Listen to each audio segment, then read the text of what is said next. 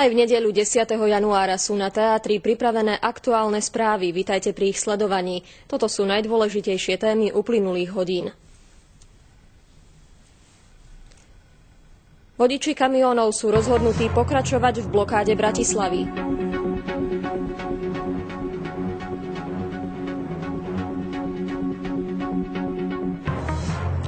Bývalá prezidentská kandidátka Iveta Radičová zvažuje odchod z politiky.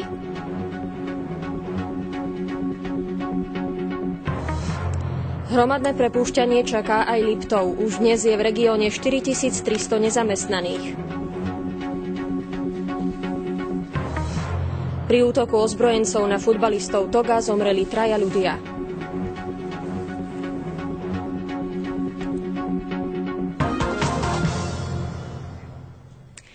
Protest kamionistov proti mýtu v Bratislave ďalej pokračuje. Protestujúci dopravcovia sa však stiahli z ostatných miest Slovenska a čakajú, či ich príjme premiér.